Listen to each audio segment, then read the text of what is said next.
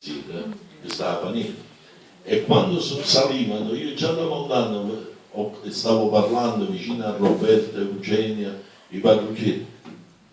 Perciò quando è ferito, non vi scaffate più assai, no. Allora dice Gesù dopo bene, dovete cambiare marcia, la razza deve essere mancata prima a forte. Gesù dice di morte, Gesù dice, Gesù ama gli ammalati, così lo sappiamo. Allora il poliziotto che ci hanno raccontato per esempio che noi abbiamo bombardato la zona, ma che stanno così bene se tu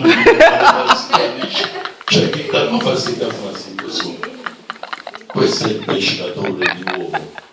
Se tu stai pescando, ho detto stamattina a mia metà, se tu vai a Mercelin stamattina c'è la canna per pescare, oppure in Narizza e a pescare, e passa un motoscafo velocemente dove tu stai pescando, o passa la nave che deve approdare nel Golfo di Napoli, e allora vedi che il mare fa un'onda grossa, allora tu stai pescando e il pesce da questi rumori che tu deliziosamente stai pescando se ne scappano i pesci e tu rimani con la canna in mano così.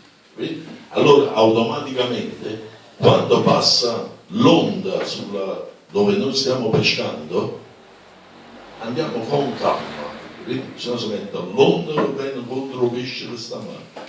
Noi lo tiriamo con tutta la forza e il pesce ci fanno figliare capito? Massima delicatezza, quando ci troviamo poi, quando mai, perché poi, cari fratelli, chi va bene a Gesù si è perseguitato, quindi noi non avremo mai un ordine, posso ammaccare 10 anni, 20 anni, 30 anni, no. Noi oggi ci stiamo e domani lo sai Dio, se stiamo qua, o stiamo andando da parte, o staremo da parte, perché questo?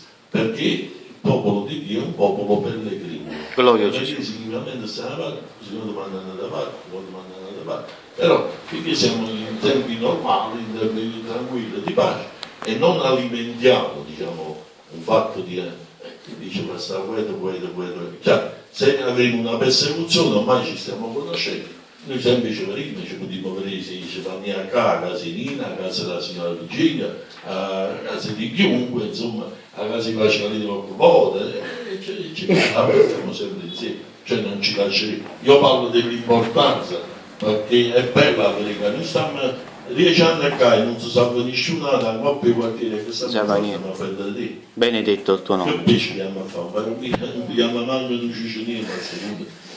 No. Invece anche se prendiamo e poi c'è la persecuzione, automaticamente noi poi ci organizziamo, non ci lasceremo mai, non preoccupate, Amen. È vero, no? Alleluia. Gloria a Dio. Gloria a Dio. Dai, Gloria a Gesù. testimonianze. Gloria a Gesù Cristo, alleluia. Io tengo un mastro vicino a me, ma ne guarda, gli si sta dicendo. Forza. Sì. Pace. Io volevo ringraziare prima di tutto il Signore perché ieri mattina alle 7 mi ha detto ad alta voce ascoltami.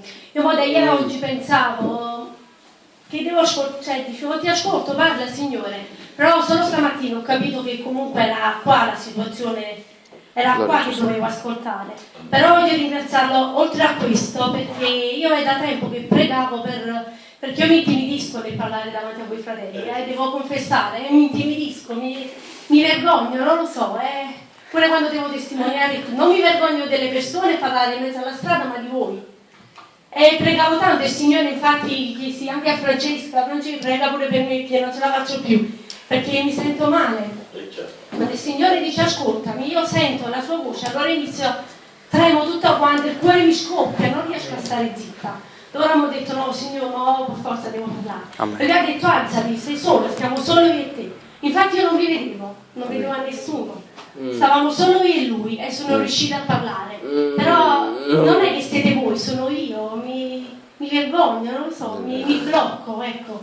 Però lo ringrazio perché stamattina mi ha dato la forza, mi ha sbloccata e credo che sarà sempre così perché quando il Signore opera e basta. Amen. Non fa le mezze cose.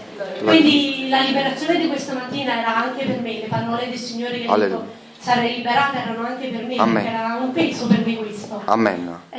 Alleluia. E lo ringrazio anche perché poi ogni volta mi dà la conferma, infatti poi Nina è venuta, mi ha confermato che tutto ciò che avevo detto era stata la parola del Signore, che a volte ti viene il dubbio, quindi dire ma è la parte mia umana che parla e lo spirito, però il Signore mi dà sempre la conferma, perché poi dopo succede qualcosa o qualcuno dei fratelli dice qualcosa che conferma che era il Signore che parlava. Gloria a Dio, alleluia. Amen. Grazie Gesù, grazie Padre.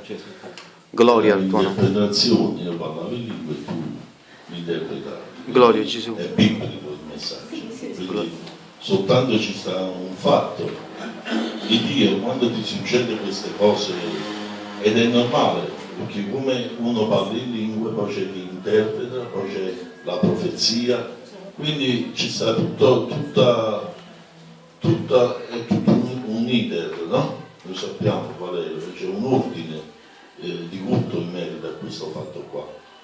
Perciò il Dio dice esercitatevi. Cioè chi è fino comune vi puoi dire una cosa.